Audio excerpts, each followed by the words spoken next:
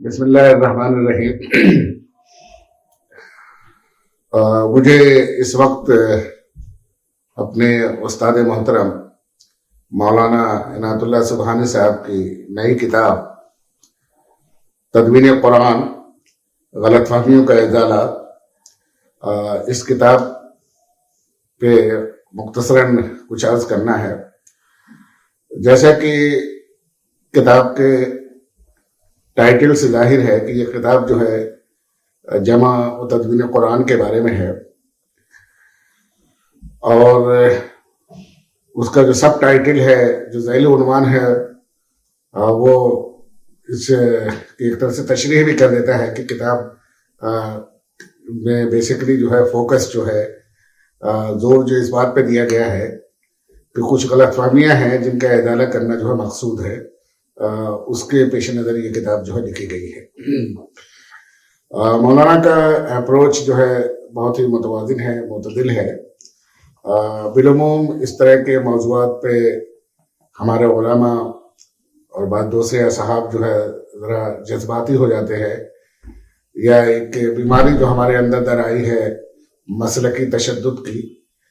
اور مسلکی تشدد کے ساتھ جو قدماء ہیں، جو محدثین ہیں،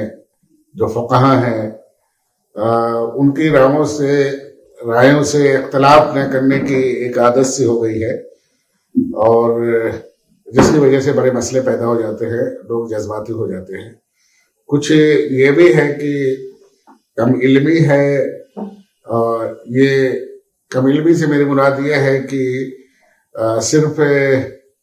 جو اپنا اور اپنے استاد کا جو مسلک ہوتا ہے اس سے متعلق چیزیں پڑھنا، دوسرے مسلکوں کے بارے میں نہ پڑھنا، اور اسی طرح سے دنیا اور دنیا کی اور جو چیزیں آتی ہیں ان کا بھی مطالعہ نہ کرنا، جن کی وجہ سے جو ہے ایک ذہن جو ہے بند سا ہو جاتا ہے، اور بند ذہن جو ہے نئی چیزوں کو بالعموم قبول نہیں کرتا ہے، وہ کسی پٹی راہ پہ چلنے کی کوشش کرتا ہے۔ ایسے لوگوں کے لیے ضرور یہ کتاب جو ہے ذرا بہت سارے معنوں میں ناقابل قبول ہوگی، لیکن بہرحال اس کے معروضات اس کتاب کے ایسے ہیں کہ انہیں پڑھنا چاہیے اور ان پہ غور کرنا چاہیے۔ کچھ نہیں تو اس نقطہ نظر سے ہی پڑھنا چاہیے کہ دیکھیں لکھنے والے نے کیا لکھا ہے۔ کوئی ضروری نہیں ہوتا کہ ہم جو کتاب پڑھیں ان کی ساری چیزوں سے جو ہے ایگری کریں اور اسے اتفاق کریں۔ آپ کو اختلاف کرنے کا پورا حق ہوتا ہے، اسی لیے کتابیں لکھی جاتی ہیں، اور یہی علمی رویہ ہے، اور اسی کو آگے بڑھانا چاہیے۔ تو کتاب کے بارے میں جیسا کہ میں نے کہا کہ یہ تدوین قرآن سے متعلق جو غلط فہمیاں ہیں ان کے ازالے کے لیے کتاب لکھی گئی ہے، اور جیسا کہ میں نے کہا کہ جو اپروچ ہے، جو میتھڈولوجی ہے، وہ بڑی متوازن ہے۔ ایک چیز جو اس میں نئی ہے وہ ہے اصول درایت کا استعمال ہے، اور کافی دریا دلی سے استعمال کیا گیا ہے۔ بعض جگہ ایسا لگتا ہے کہ جیسے ضرورت سے زیادہ اس کا استعمال کیا گیا ہے، لیکن بہرحال یہ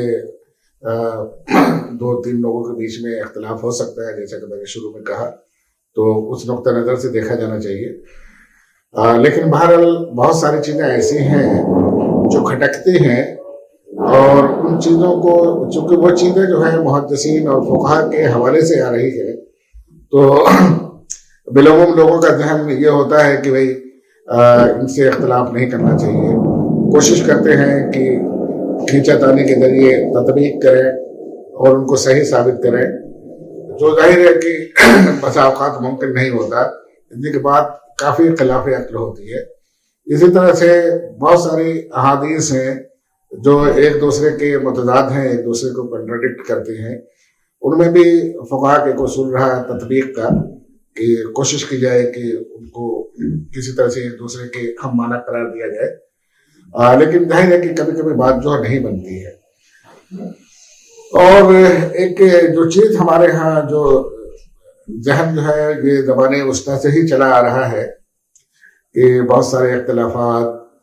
کے بعد جو ہے کچھ ذہن یہ بنا کہ بھئی اب ان سب چیزوں کو نظر انداز کیا جائے، اور کچھ چیزوں کو تسلیم کر لیا کہ یہ ٹھیک ہے، بس اب یہی ہے، اور اس پہ امت کا اجماع ہو گیا،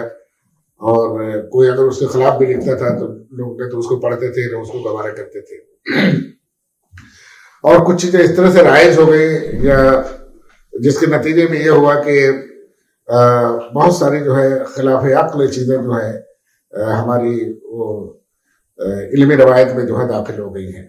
انہیں میں سے ایک مسئلہ تدوین قرآن کا بھی ہے.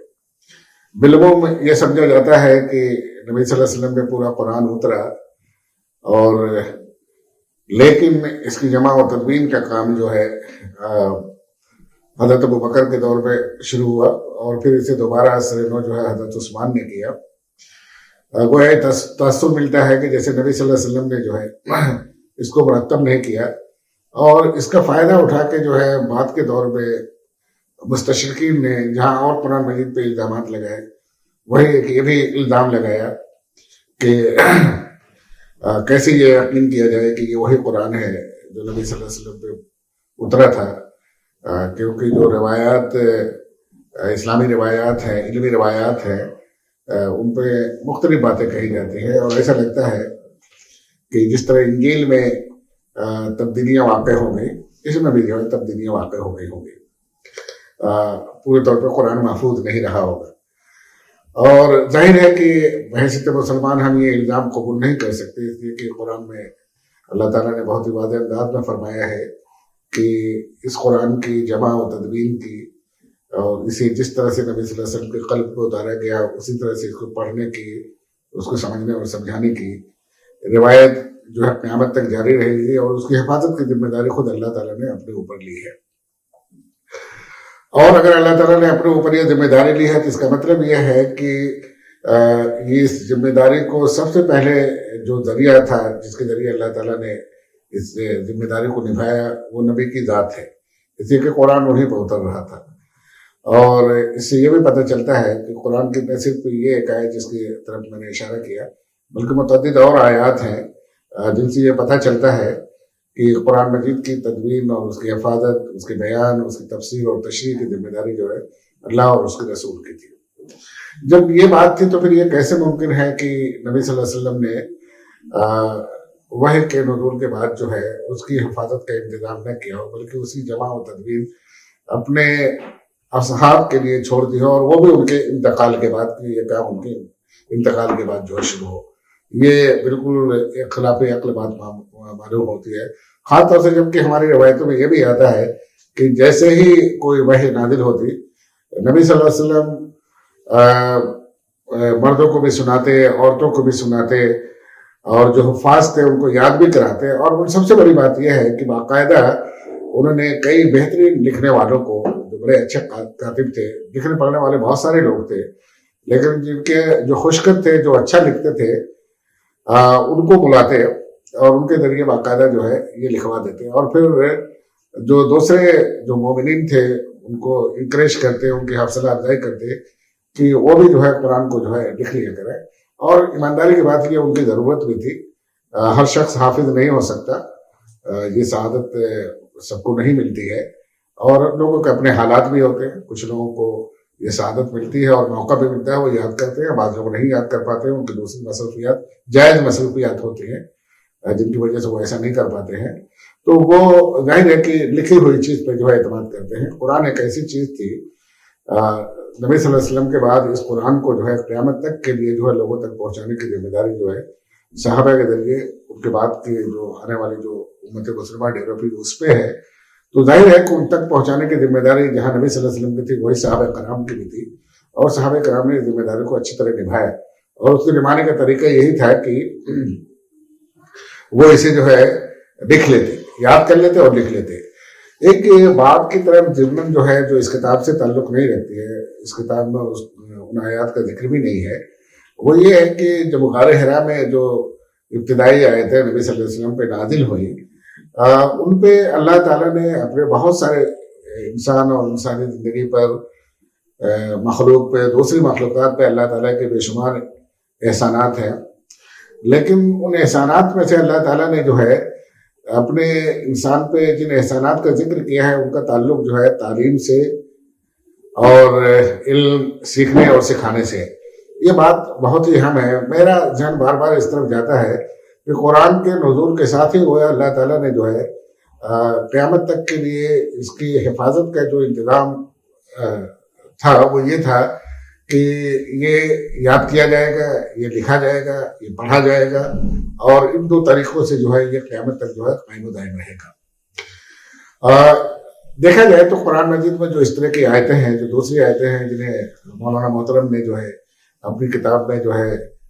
کوٹ کیا ہے، نقل کیا ہے اور ان پہ بحث بھی کی ہے، اس کے بعد کوئی شبہ نہیں ہونا چاہیے کہ قرآن مجید کی تدوین جو ہے نبی صلی اللہ علیہ وسلم کے دور میں ہوئی ہوگی، اور تدوین سے مراد یہ ہے کہ مصحف کی شکل میں یعنی کتابی شکل میں جو ہے آگے ہوگی۔ ظاہر ہے اس وقت کی کتابی شکل جو ہے غالباً ہم سے ذرا مختلف رہی ہوگی، اس لیے کہ جس طرح کے کاغذ ہمیں آج حاصل ہے یا صدر اول میں بھی حاصل ہوا، خاص طور سے جو چینی کاغذ بناتے تھے وہ بڑی اچھی کوالٹی کا ہوتا تھا، لیکن چینی اسے بازار میں بیچتے تو تھے لیکن اس کی ٹیکنالوجی جو ہے اپنے پاس چھپا کے رکھے ہوئے تو وہ ٹیکنالوجی نہیں دیتے تھے، اور جس کے نتیجے میں وہ کاغذ بہت زیادہ جو ہے حاصل نہیں تھا لوگوں کو۔ اس کے بنسبت چمڑے کے بنے ہوئے چربی کاغذ جو ہوتے تھے وہ زیادہ اویلیبل تھے، جو مصر میں اور دوسری جگہوں پہ بنتے تھے۔ دوسرے اس طرح کی اور بھی چیزیں تھیں جن پہ لکھا جاتا تھا، اور یہ ہے اور بلا شبہ جس کو مولانا نے انکار کیا ہے کہ ان چیزوں پہ قرآن نہیں لکھا گیا، ممکن ہے نہ لکھا ہو، ممکن ہے لکھا بھی گیا ہو، وہ یہ ہے کہ ہڈیوں پہ یا کھجور کے پتوں پہ یا دوسری اور چیزیں تھیں جن پہ لکھ لیا کرتے تھے، لیکن جو عربی زبان و ادب جو تاریخ ہے اس میں آتا ہے، اور جو دوسری قوموں کی جو تاریخ ہم جو پڑھتے ہیں لکھنے کی، تو اس پہ آتا ہے کہ پتھروں پہ، لوہے کی لوہوں پہ اور دوسری ایسی چیزوں پہ جن کو وہ سمجھتے تھے کہ زیادہ ڈیوریبل ہے ان کو وہ لکھتے تھے۔ خود اپنے یہاں ہندوستان میں بھی یہ چیزیں رہی ہیں، پتوں وغیرہ پہ لکھنے کی روایت رہی ہے، اور تو یہ اگر عربوں میں رہی ہو تو کوئی ناممکن سی بات نہیں ہے، لیکن بہرحال جب تک اس کے دلائل نہ ہوں انہیں پہ پورے طور پر ایک شبے کے نظر سے ان کو دیکھا جانا چاہیے۔ ممکن ہے لکھا گیا ہو، ممکن ہے نہ لکھا گیا ہو۔ مولانا بہرحال بڑے قطعیت سے کہتے ہیں کہ ان چیزوں پہ نہیں لکھا گیا۔ اب پوری طور پر جو کتاب کی طرف آتے ہیں، مولانا کے خیال میں کہ پہلی غلط فہمی جو ہوئی ہے بخاری شریف کی ایک حدیث سے ہوئی ہے، جو جسے زید بن ثابت سے روایت کیا گیا ہے، اور وہ روایت یہ ہے کہ جنگ یمامہ کے بعد غالباً جو ہے جس میں حفاظ بڑی تعداد میں شہید ہوئے، اس کے بعد حضرت عمر نے جو ہے حضرت ابو بکر سے اصرار کیا کہ قرآن مجید کی جمع و تدوین کا اہتمام کیا جائے، ورنہ اگر حفاظ ایسے ہی شہید ہوتے رہے تو کہیں ضائع نہ ہو جائے قرآن۔ یہ ایک جو ہوتا ہے حضرت عمر کی طبیعت میں احتیاط اور انتظام بہت زیادہ تھا دوسروں کو بنسبت، تو پتہ ہی لگتا ہے کہ ایسا انہوں نے کہا ہوگا، لیکن سوال یہ ہوتا ہے کہ کیا واقعی نبی صلی اللہ علیہ وسلم نے اسے چھوڑ رکھا تھا؟ تو وہ یقین نہیں آتا۔ مولانا نے بہت ساری دلیلیں دی ہیں، ایک دلیل تو وہی ہے کہ جیسے قرآن نازل ہوتا وہ فوراً لکھ لیا جاتا تھا، باقاعدہ نبی صلی اللہ علیہ وسلم نے ان کا اہتمام کر رکھا تھا، اور 4-5 لوگوں کا نام آتا ہے، خود بخاری کے ذریعے ان کا پتہ چلتا ہے، اور وہ یہ ہے کہ وہ کاتبین وحی کہلائے اور لکھ لیتے تھے۔ اور یہ بھی آثار و قرائن بتاتے ہیں کہ صرف وہی لوگ نہیں لکھتے رہے ہوں گے، بلکہ جب نبی صلی اللہ علیہ وسلم وحی سناتے تھے تو دوسرے بہت سارے لوگ بھی لکھ لیتے تھے۔ اس لیے کہ صحابہ کرام یہ وہ تھے جسے اسلامی تحریک کہیے، یا جو اسلامی معاشرہ جو ڈیولپ ہو رہا تھا اس کے بارے میں ان کی تربیت، ان کے تزکیے اور ان کے ڈیولپمنٹ، روحانی ڈیولپمنٹ، معاشی ڈیولپمنٹ کے بارے میں قرآن مجید تھا۔ تو ظاہر ہے کہ وہ جاننا چاہتے تھے کہ نئی جو ہدایت آئی ہے، جو نئی وحی آئی ہے، وہ کس لیے ہے۔ تو وہ پورا جو ہے صحابہ کرام کا جو معاشرہ تھا، صحابہ اور صحابیات جو سبھی اس کو جاننا چاہتے رہے ہوں گے، جاننا چاہتے تھے، اور جس کے نتیجے میں ظاہر ہے کہ اگر وہ لکھتے بھی نہیں رہے ہوں گے تو ان کو پڑھتے رہے ہوں گے، یا دوسروں سے جو لکھوا لیتے رہے ہوں گے۔ یہ بھی ہے، فوراً نہیں لکھ پائے تو بعد میں لکھ لیا ہوگا، یہ سب امکانات ہیں۔ لیکن اتنی بات تو طے ہے کہ قرآن مجید کے آنے کے بعد جو ہے عربوں میں لکھنے کی روایت کو بہت زیادہ پروان چڑھی، بلکہ یہ کہنا چاہیے کہ قرآن مجید کے جو اعجازات ہیں ان میں سے ایک یہ بھی ہے کہ عرب جو قرآن مجید کے نزول سے پہلے بہت زیادہ بڑی تعداد میں نہیں لکھتے پڑھتے تھے، ان میں پڑھنے لکھنے کا رواج اس طرح سے عام ہو گیا کہ جسے آپ یہ کہہ سکتے ہیں کہ 100% جو ہے لٹریسی آ گئی اس کے بعد. تو یہ چیز تھی. تو اس بنیاد پہ جو ہے مولانا کہتے ہیں کہ بیسکلی جو ہے ایک کتابی شکل میں جو ہے نبی صلی اللہ علیہ وسلم کے دور میں ہی قرآن مرتب ہو گیا تھا. اس لیے یہ جو روایت ہے زید بن ثابت والی جو ہے یہ گڑھی ہوئی ہے. لوگوں کو اشکال یہ ہوتا ہے کہ بخاری کے بارے میں ہمارا عام تاثر یہ ہے کہ قرآن مجید کے بعد سب سے زیادہ صحیح اصح کتاب یہی ہے، اصح الکتب اسے کہتے ہیں.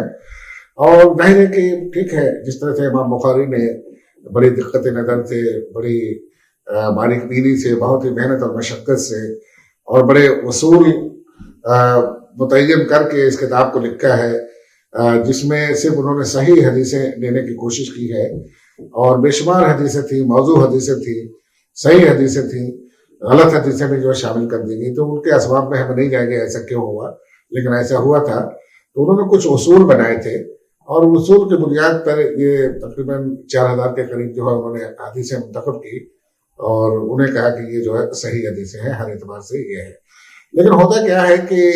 کبھی کبھی ہم اپنے بنائے ہوئے اصول کے گرفتار ہو جاتے ہیں اور کوئی بھی انسانی کام جو یہ مان کے چلنا چاہیے کہ انبیاء کے علاوہ دوسرے انسانوں کا کام جو ہے مکمل نہیں ہو سکتا، پرفیکٹ نہیں ہو سکتا، اس میں کمیاں رہ جاتی ہیں. اور یہی وجہ ہے کہ کمی رہ گئی اور غالباً یہی وجہ تھی کہ حدیث کے تعلق سے، خاص طور سے تاریخ کے تعلق سے بھی جو ہے ہمارے علماء فقہاء اور محدثین نے ایک اصول ایجاد کیا جسے درایت کا اصول کہتے ہیں، جس کا مطلب یہ تھا کہ اگر کوئی حدیث جو ہے قرآن کے کسی مفہوم سے ٹکراتی ہے تو کوشش کی جائے گی تطبیق کی، لیکن اگر ایسا ممکن نہیں ہوتا ہے تو پھر اسے جو ہے قرآن جو کہتا ہے اسے اختیار کیا جائے گا اور حدیث کو اختیار نہیں کیا جائے گا. بعد میں یہ بھی ہوا کہ اگر کوئی چیز بڑی غیر معقول نظر آتی ہے، سمجھ میں آنے والی بات نہیں ہے، تو اسے بھی درایت کے اصول کی بنیاد پہ جو ہے اس سے انکار کیا جا سکتا ہے. شروع میں اس طرح کی چیزیں علماء کیا رہے، لیکن بعد میں کچھ ایسا ہوا، روایت کچھ اس طرح سے غالب ہوتی گئی کہ درایت کا اصول کتابوں میں تو رہا، لیکن عملاً جو بعد میں کتابیں لکھی گئی اس میں اس کا اس طرح سے استعمال نہیں کیا گیا. لیکن اب جس طرح سے علم جو ہے اس کی وسعت ہو رہی ہے، توسیع اس میں ہو رہی ہے، اس کی روشنی میں ایسا لگتا ہے کہ ہمیں درایت کے اصول کو اختیار کرنا چاہیے. جو یہ حدیث زید بن ثابت سے آتی ہے، اسی طرح کی حدیث جو ہے ایک دوسری حدیث جو ہے بخاری شریف میں ہی ہے، جسے مولانا محترم نے نقل کیا ہے اپنی کتاب میں، اور اس سے بھی ثابت کیا ہے کہ نبی صلی اللہ علیہ وسلم، اور بالکل اس حدیث سے تو ایک دم ثابت ہو جاتا ہے کہ کتابی شکل میں جو ہے یا کتاب جیسی شکل میں جو ہے قرآن مجید خود نبی صلی اللہ علیہ وسلم کے دور میں آ گیا تھا. اور وہ حدیث یہ ہے کہ مجھے یاد نہیں آ رہا اس وقت اس کی روایت کس سے ہے، لیکن بہرحال بخاری کی حدیث ہے، مولانا سے نقل بھی کیا ہے، اور وہ یہ ہے کہ جس کے مطابق مدینہ میں 4 لوگ تھے نبی صلی اللہ علیہ وسلم کے انتقال کے وقت جن کے پاس پورا قرآن مجید تھا، اور اس میں ایک تو زید بن ثابت ہے، دوسرے جو ہے ابو زید ایک ہے جو غالباً حضرت انس بن مالک کے رشتہ دار تھے، ان کے چچا وغیرہ تھے، اور یہ روایت بھی غالباً انس بن مالک سے، حضرت انس بن مالک سے ہے، اور پھر انہوں نے معاذ بن جبل کا نام لیا ہے، اور ایک دوسری روایت کے مطابق جو ہے عبید بن کعب کا بھی نام آتا ہے ابو زید کی جگہ. تو اس طرح اگر دیکھا جائے تو 2 روایتوں کو ملا دیا جائے تو کم از کم 5 لوگوں کے پاس جو ہے قرآن مجید جو ہے موجود تھا. مولانا کا وہ ہے کہ صرف 5 کے نہیں اور زیادہ لوگوں کے پاس رہا ہوگا. میرا بھی خیال یہی ہے کہ یہ غالباً وہ لوگ ہیں جن سے نبی صلی اللہ علیہ وسلم جو ہے بالعموم جو ہے وحی کے نزول جب ہوتا تھا تو انہیں بلا کے ان سب سے یا ان میں سے کچھ کے ذریعے جو ہے وحی کو جو ہے لکھوا لیا کرتے تھے، اور صرف لکھوا نہیں لیا کرتے تھے بلکہ ان سے سنتے تھے یا دیکھ کے اس کی تصحیح بھی کر دیا جاتے تھے اگر کوئی غلطی ہوتی تھی. تو کافی اہتمام تھا، اور اس سے ثابت ہوتا ہے کہ قرآن مجید جو ہے نبی صلی اللہ علیہ وسلم کے دور میں پوری طور پر مدون ہو چکا تھا.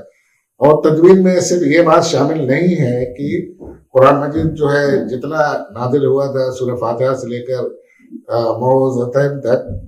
وہ سب جو ہے لکھ لیا گیا تھا، بلکہ سورتوں کی ترتیب اور سورتوں میں جو آیتیں جو ہے ان کی ترتیب بھی جو ہے نبی صلی اللہ علیہ وسلم کے دور ہی میں ہو گئی تھی. یہ بات حدیث سے بھی ثابت ہے، اور جو قرآن مجید میں جو اللہ تعالیٰ نے قرآن کی حفاظت کے انتظام کا ذکر کیا ہے کہ وہ خود اللہ تعالیٰ کے ذمے ہے، اس سے بھی یہی بات ثابت ہوتی ہے کہ کوئی چیز جو ہے اصحاب رسول کے لیے نہیں چھوڑی گئی ہوگی، اس لیے کہ وہاں اختلاف کی گنجائش تھی، لوگ مختلف باتیں کہتے، اور نبی صلی اللہ علیہ وسلم زیادہ جو معقول بات لگتی ہے وہ یہی لگتی ہے کہ اس کا اہتمام نبی صلی اللہ علیہ وسلم کے ذریعے ہو، اور ہے بھی حدیث بھی ہے کہ حضرت جبریل جو ہے بتاتے تھے کہ یہ آیت جو ہے، اور حضرت جبریل کے بتانے کا مطلب یہ ہے کہ وہ اللہ کی منشا بتاتے تھے کہ ان آیتوں کو فلاں صورتوں میں رکھا جائے، فلاں صورتوں کے بعد میں رکھا جائے، تو یہ ساری چیزیں بتاتی ہیں کہ صورتوں کی ترتیب اور آیتوں کی ترتیب بھی جو ہے کہ کون آیت کہاں ہو، یہ بھی جو ہے نبی صلی اللہ علیہ وسلم کو حضرت جبریل نے بتائی تھی، اور اسی کے مطابق جو ہے نبی صلی اللہ علیہ وسلم نے لکھوایا بھی تھا۔ یہ کوئی معمولی کام نہیں تھا، قرآن مجید کی تدوین اور اس کا تحفظ، اس کی حفاظت جو ہے ایک بہت بڑا کام تھا۔ یہ 23 سال کے عرصے پہ یہ کتاب اتری ہے، 114 صورتیں ہیں، اور یہ 23 سال کے عرصے میں اتری ہے، اور جس طرح سے یہ صورتیں ہیں یہ پورے کے پورے صورتیں، بعض مواقع پہ پوری صورتیں اتری ہیں، بعض مواقع پہ جو ہے جستہ چستہ اتری ہیں، اور پھر یہ بھی ہے کہ کچھ آیتیں جو ہے آج اتری ہیں، کچھ بہت بعد میں نازل ہوئی ہیں، اور ان کو نبی صلی اللہ علیہ وسلم نے وہاں رکھوایا ہے، اور اگر وہ چیزیں کتابی شکل میں لائی گئی ہیں تو اس کا مطلب یہ ہے کہ لکھنے کا کوئی بڑا سائنٹیفک انداز اختیار کیا گیا تھا، جس کی وجہ سے جو ہے ان کو ان جگہوں پہ رکھنا جو ہے ممکن ہوتا تھا۔ اب سوال یہ پیدا ہوتا ہے کہ اگر نبی صلی اللہ علیہ وسلم کے دور ہی میں جو ہے یہ کتابی شکل میں یا کتاب جیسی کسی شکل میں چربی کاغذات پہ جو قرآن مجید لکھا جا چکا تھا، تو پھر وہ روایتیں کیوں آئیں، یا حضرت عمر کے بارے میں، حضرت ابوبکر کے بارے میں جو آتا ہے، مولانا نے 15 اشکالات اس پہ سوالات کھڑے کیے ہیں، اور پھر ان سوالات کے بنیاد پہ یہ نتیجہ نکالا ہے کہ یہ جو ہے غلط فہمی ہوئی ہے، اور غلط فہمی کیوں در آئی اس کا بھی انہوں نے ذکر کیا ہے، غالباً بہت زیادہ زور اس پہ نہیں دیا ہے۔ انہوں نے کہا کہ جو وراقین پیدا ہو گئے تھے، وراق تھے جو کتابیں لکھتے تھے اور وہ کرتے تھے۔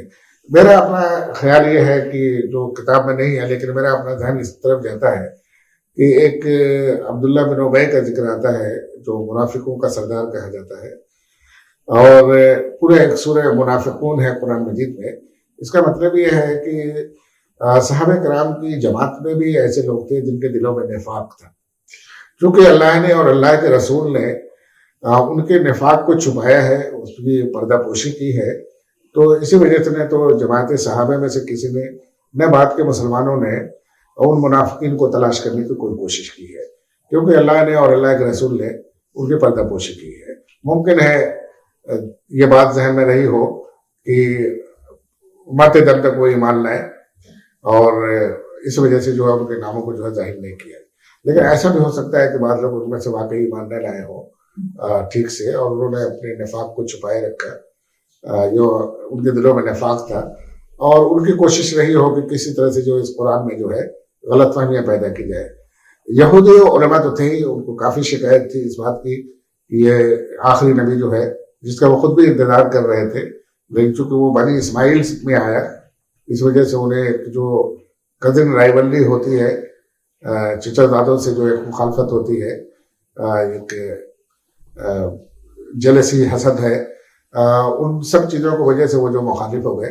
اور انہوں نے بھی کوششیں شروع سے کی کہ قرآن مجید میں جو ہے بگاڑ جو ہے پیدا کیے گئے۔ حدیث کے معاملے میں تو اچھے خاصے کامیاب رہے، بہت ساری موضوع حدیثیں انہوں نے شامل کر دی ایسے لوگوں نے، لیکن قرآن کی حفاظت کی ذمہ داری چونکہ اللہ تعالیٰ نے لی تھی، اور اس کا خود اللہ تعالیٰ اور ان کی مشیت سے حضرت جبریل کے تعاون سے نبی صلی اللہ علیہ وسلم نے جس طرح اس کا انتظام کیا، اس میں تو وہ کامیاب نہیں ہوئے، اور یہ بات ماننی بھی چاہیے۔ اس کے بعد مولانا نے اس کتاب میں کچھ اور بحثیں کی ہیں جن کے بارے میں بہت باتیں بڑی اچھی ہے، اور وہ یہ ہے کہ حضرت عثمان کا بھی انہوں نے ذکر کیا ہے، اور مولانا نے یہ ثابت کرنے کی کوشش کی ہے کہ حضرت عثمان نے بیسیکلی جو قرآن مجید نبی صلی اللہ علیہ وسلم کے دور میں تھا اسی کی کاپیاں نقل کر کے پورے عالم اسلام میں بھیج دیا تھا۔ مولانا نے اس کا مختصراً ذکر کیا ہے، لیکن پوری گفتگو کو جس طرح سے میں نے سمجھا ہے थोड़ा सा एक उससे हो सकता है कहीं कहीं इख्तलाफ हो, ये है जैसे हजरत अबू बकर और हजरत उमर के बारे में इस किताब में जरा तफसील से नहीं आता कि क्या वाकई उन्होंने ऐसा किया था या वो सरासर वो जो है ज़ैद बिन साबित से जो हदीस मरवी है वो झूठी है, गलत है। मेरा अपना ख्याल ये है कि हजरत अबू बकर जो ये भी इब्न हज़्म के हवाले से मौलाना मोहतरम ने ये लिखा है कि नबी सल्लल्लाहु अलैहि वसल्लम के ज़माने में ही पूरे जज़ीरे नुमाए अरब में इस्लाम फैल गया था। ये जो तारीख हम तक पहुंची है उस एतबार से सही नहीं है। इस्माइल राजी फारूकी ने जो है N atlas of Islamic civilisation जो तैयार किया है उसमें जो किताबें हैं, हमारी पुरानी किताबें हैं तारीख की, हदीस की, उनकी रोशनी में एक मैप बनाया है जिससे ये साबित होता है कि नबी सल्लल्लाहु अलैहि वसल्लम के दौर में नहीं बल्कि हजरत अबू बकर और हजरत उमर के दौर में जो है पूरा जज़ीरे नुमाए इस्लाम जो है इस्लामी रियासत का हिस्सा बना। और मुसलमान कितने हुए कितने नहीं हुए, हालांकि कुरान मजीद में जाहिर है कि सूरह नस्र है जिसमें यदखुलून फी दीनिल्लाहि अफ़वाजा का जिक्र है, यानी लोग जुग दर जुग फौज की शक्ल में, बड़े बड़े ग्रोहों की शक्ल में आते और नबी सल्लल्लाहु अलैहि वसल्लम पर ईमान लाते। बहुत लोग ईमान लाए खासतौर से फतेह मक्का के बाद, लेकिन इस बात का जो तारीखों से पता चलता है कि पूरा जज़ीरे नुमा वो है जो अरब है उसके सारे लोग ईमान नहीं लाए थे, न सारे इलाके जो है नबी सल्लल्लाहु अलैहि वसल्लम ने जो इस्लामी रियासत कायम की थी उसके हिस्से बन सके थे, वो बाद में बने हजरत अबू बकर और हजरत उमर के दौर में। और एक चीज और भी है कि जो शाम है, और शाम में जो खासतौर से हजरत अबू बकर के दौर में जो मानीन ज़कात थे जिनके खिलाफ जो है रिद्दावार जो हुई, जंग हुई, उसमें से जो लोग भागे हैं तो जो सेंट्रल एशिया है गालिबन ये जो है जो मौजूदा रियाज और उसके पास के इलाके, यहाँ जो कबाइल थे उन्होंने बगावत की थी और ये लोग भाग के फिर जो है शाम की तरफ गए थे और उर्दन की तरफ गए थे। ये सऊदी अरब जो मौजूदा है उससे ये बॉर्डर मिलता है और वो इराक का भी बॉर्डर कुछ मिलता है। इसमें शाम जो है जोग्राफियाई एतबार से बहुत ही अहम है। शाम जब फतेह हुआ तो उसके बाद से मुसलमान जो दो तरफ निकलते हैं, एक इराक और ईरान की तरफ निकलते हैं मुस्लिम फौजें, और दूसरी जो है शाम से मिस्र की तरफ जाती है और शुमाली अफ्रीका की तरफ। तो एक हजरत उस्मान के दौर तक आते आते एक बहुत बड़ा इलाका जो है फतेह हो चुका था। हजरत उमर के दौर में हम जानते हैं कि ईरान और मिस्र खासतौर से फतेह हुए थे, शाम, इराक, ईरान और मिस्र। हजरत उस्मान के दौर में जो सेंट्रल एशिया और उसके बाद इलाके और सूडान का भी कुछ हिस्सा हुआ था, लेकिन पूरा जो शुमाली अफ्रीका है वो बाद में वलीद और अब्दुल मलिक के दौर में, खासतौर से वलीद के दौर में जो फतेह हुआ, स्पेन वगैरह फतेह हुआ, बनु उमय्या की इमारत के दौरान वो फतेह हुआ। लेकिन फतेह होने का मतलब ये नहीं था कि सारे लोग जो है मुसलमान हो जाते थे। ये तारीख से साबित है कि खुद शाम और इराक के लोग जो है और ईरान के लोग जो तकरीबन 200 से 250 साल तक के अरसे में पूरा ये इलाका जो है मुसलमान हुआ। और जो मौजूदा शाम है उसके बारे में मुझे मालूम है कि वहाँ तकरीबन ये जो अभी जो जंग वहाँ चल रही है, ये जो हादसा हुआ, इसके पहले तक 9% जो है ईसाई मौजूद हैं वहाँ पे शाम में आज भी। बहुत मुमकिन है कि इनमें बाद वो ईसाई हों जो सलीबी जंगों के बाद वही रुक गए हों, लेकिन बहुत सारे ईसाई वो हैं जो एकदम रोमी दौर से है जो वहीं पे मौजूद रहे। बहुत सारे ईमान लाए, बहुत सारे जो है लगता है कुछ निफाक के साथ ईमान लाए, बहुत सारे जो शी ग्रुप जो पैदा हुए, अगर उनकी जीनियोलॉजिकल स्टडी की जाए तो गालिबन निकले कि ये रोमी नस्ल के लोग हैं, यूनानी नस्ल के लोग हैं, अरब कम है, लेकिन जो भी हो, लेकिन ये है कि आज भी मौजूदा दौर में भी वहाँ ईसाई मौजूद थे। तो और थ्रू आउट जो इस्लामिक हिस्ट्री है, पूरे जो इस्लामी तारीख है उसमें वो मौजूद थे। और उसकी रोशनी में हम ये कह सकते हैं कि ये लोग वहाँ मौजूद थे और इनमें ऐसे लोग भी थे जिन्होंने कोशिश की है इस्लामी रियासत का हिस्सा हो जाने के बावजूद, मफतू हो जाने के बावजूद भी इनका दोनों तरह का कंट्रीब्यूशन है, मुस्बत ताउन भी है। इनकी वजह से बहुत सारी जो दुनियावी किताबें थी, साइंसी किताबें थी, मेडिकल साइंस की किताबें थी, वो मुंतकिल होकर अरबी में आई। और ऐसे लोग भी थे जिन्होंने हदीसें गढ़ी और इस्लाम को जो है अंदर से जो है नुकसान पहुंचाने की कोशिश की। तो दोनों तरह का उनका ताउन था, बल्कि है कि इस्लाम को नुकसान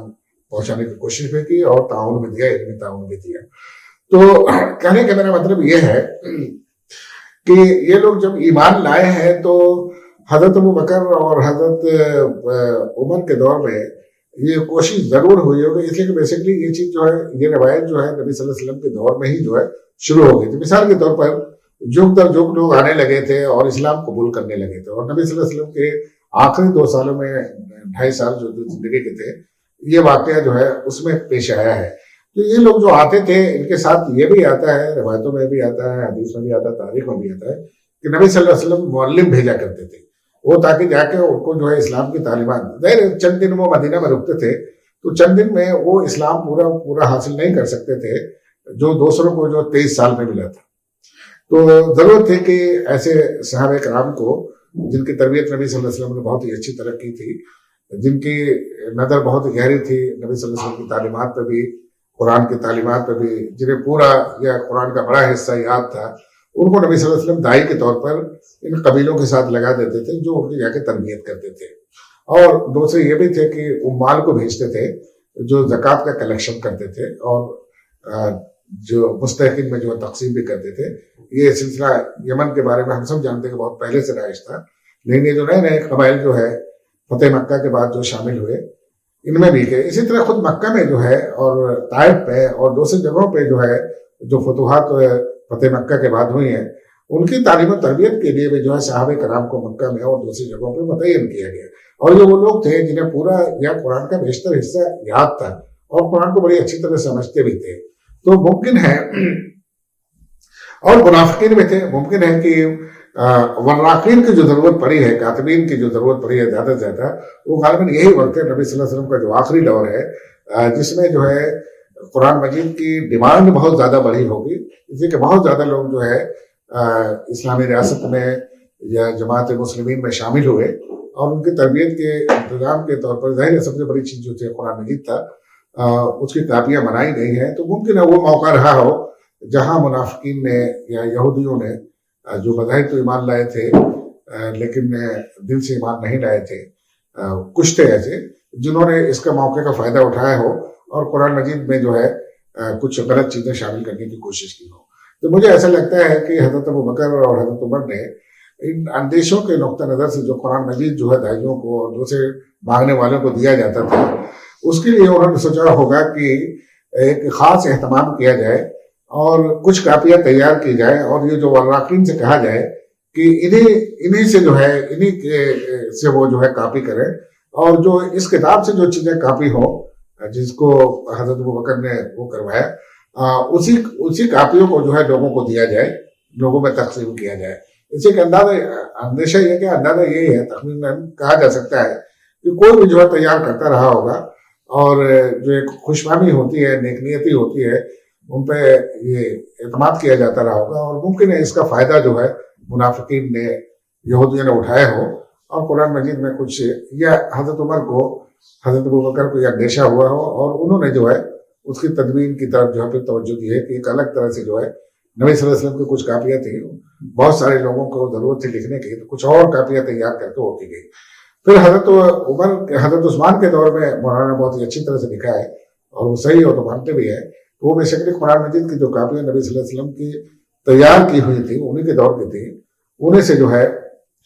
کتابت کروائی، اور حضرت حفصہ کے بعد جو تھی، حضرت عمر کے بعد،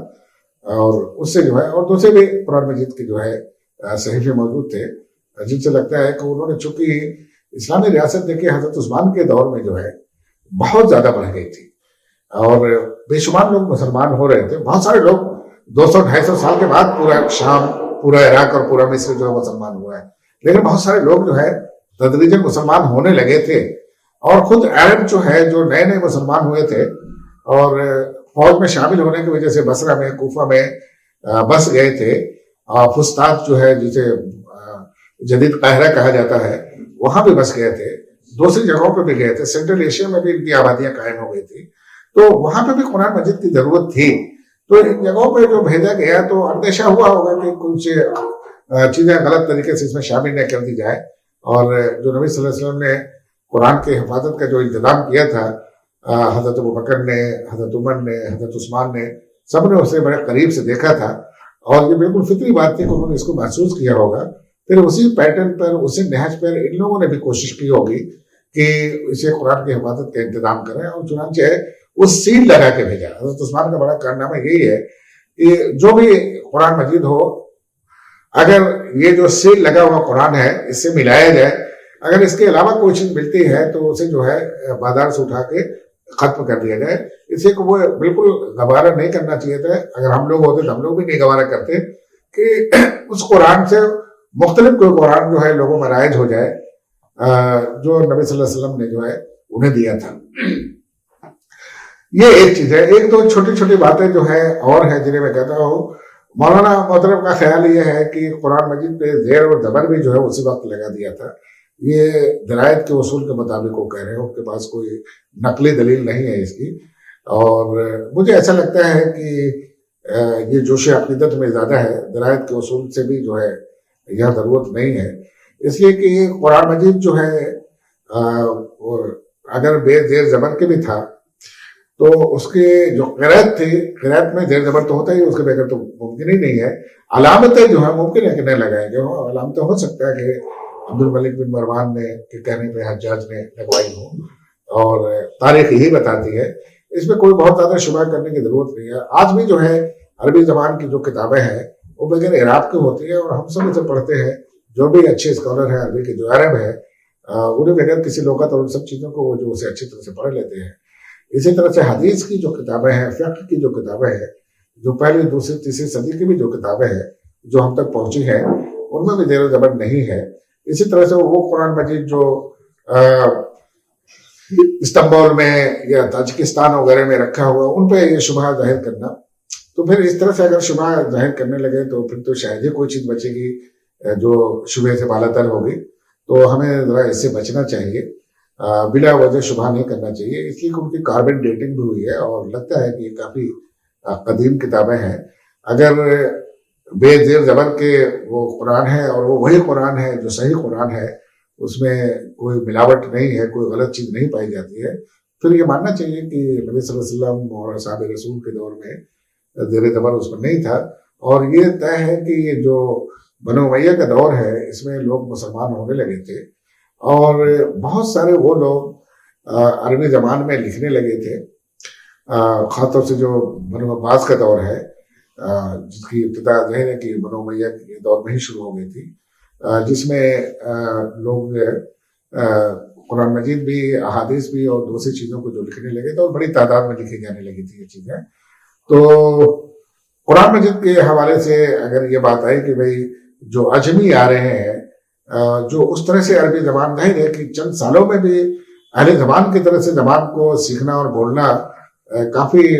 मुश्किल रहा होगा उन लोगों के लिए। इस वजह से फिर उन्होंने जो है ज़रूरत महसूस की कि जो ज़ेर ज़बर और पेश है, जो क़िरात में तो ऑलरेडी है, उसकी अलामतें जो है तय कर दी जाए। उन्होंने अलामतों को तय कर दिया हो तो ये मेरे ख्याल में दरायत के उसूल के तहत ये करना कि ये गढ़ी हुई है दरायत कुछ मुनासिब नहीं लगता।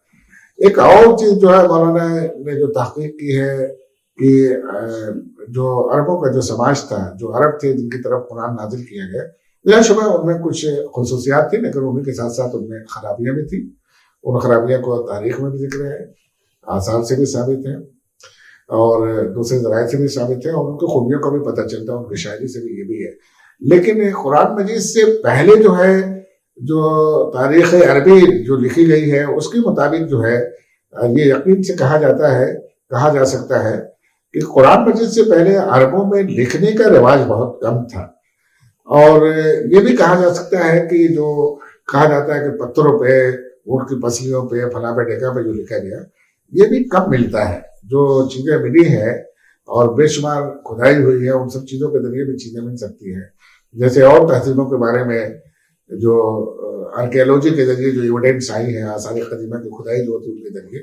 वो अरबों के यहाँ हुई है और उनसे चीज़ें मिलती हैं। लेकिन वो मिलती नहीं, और चीज़ें तो मिली है लेकिन लिखी हुई चीज़ें कम मिलती है। ये ईमानदारी की बात है कि कुरान मजीद के एजाज है, एहसानात में से एक एहसान है, बहुत बड़ा एहसान है दुनिया इंसानियत पे और ख़ासतौर से उम्मत मुस्लिमा पे कि उनमें लिखने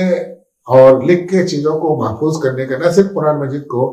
बल्कि दूसरी अहम चीज़ों को भी लिख के महफूज करने का रिवाज आयम हुआ। और इसके नतीजे में, कुरान मजीद के नादिल होने के नतीजे में जो उस वक्त की उम्मत मुस्लिमा थी उसमें मेरा ख्याल में 100% जो है लिटरेसी आ गई थी। लिटरेसी में वो भी शामिल है, सिर्फ पढ़ना नहीं उनको आ गया था بلکہ لکھنا بھی آ گیا تھا، اور اگر لکھنا نہیں آ گیا تھا تو کم از کم حرف شناسی آ گئی تھی. 1% 2% جو ایسے لوگ ہو سکتے ہیں کسی وجہ سے معذور رہے ہیں، ممکن ہے کوئی نابینا رہا ہو، ممکن ہے کوئی ہینڈی کیپ رہا ہو، وہاں سے نہ لکھ سکتا ہو، تو ایسے لوگوں کے اندر کم از کم جو ہے وہ لکھی ہوئی چیزوں کو دیکھ کے پڑھ سکتے تھے.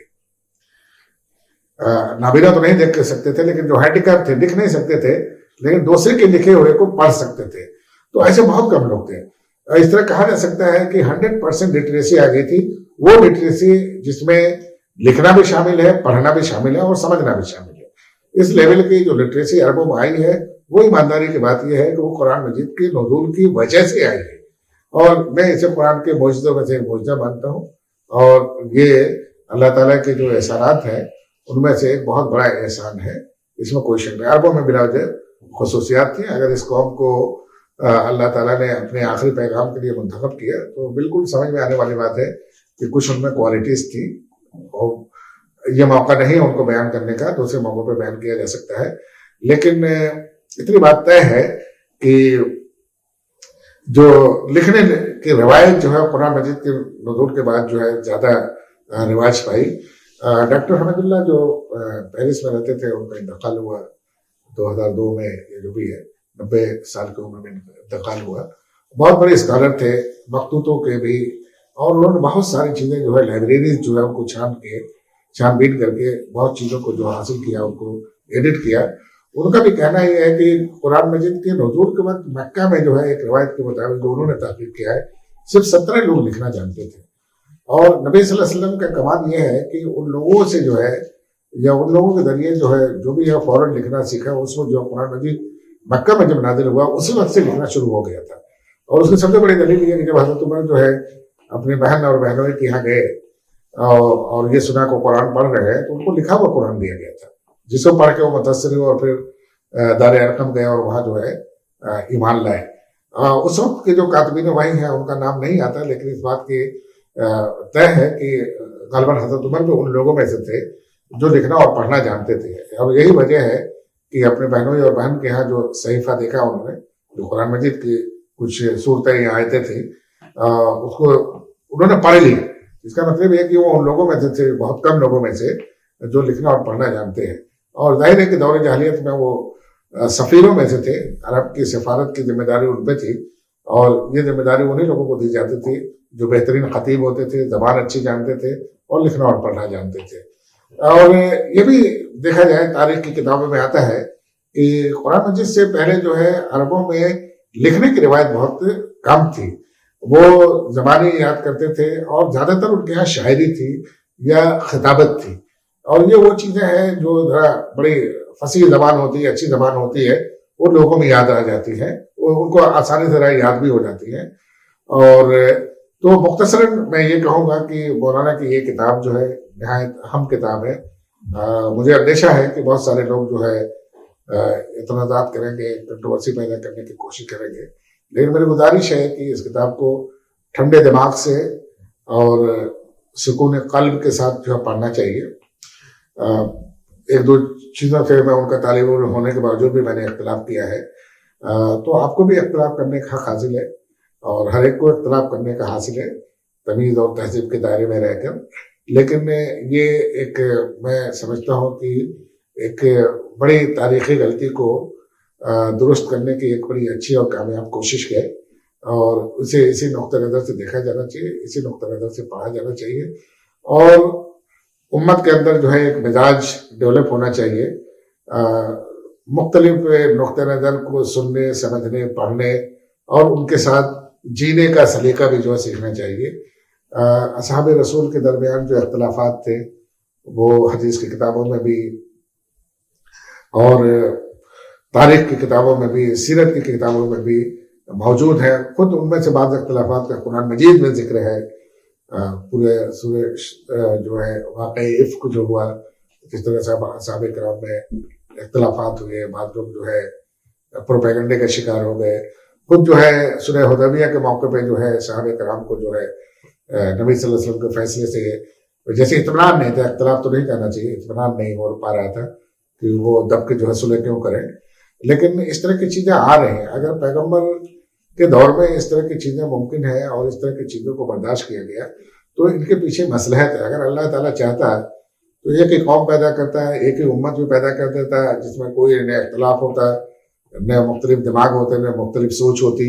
लेकिन जब अल्लाह ताला ने ऐसा नहीं किया है, मुख्तलिफ दिमाग पैदा किए हैं, मुख्तलिफ जहन पैदा किए हैं, मुख्तलिफ सोच पैदा किए हैं, तो फिर उन मुख्तलिफ सोच को बर्दाश्त करना, उनको सुनना, समझना और उनके साथ जीने का सलीका सीखना जो है हमारी जिम्मेदारी बनती है। इसी के साथ मैं अपनी गुफ्तगू खत्म करता हूँ और आखिरी बात ये कहना चाहूँगा कि मौलाना ने नहायत दिक्कत नज़र से ये किताब लिखी है और उन्होंने अरबी में लिखी है, लेकिन जो तर्जुमा है बुरहान नदवी साहब ने जो किया है वो भी बहुत ही अच्छा तर्जुमा है। कहीं महसूस नहीं हुआ मुझे 2 दिन के अंदर मैंने किताब पढ़ लिया कि जैसे ये तर्जुमा है, बल्कि ऐसा लगा कि तस्नीफ है, तो वो भी दाद के मुस्तहिक है।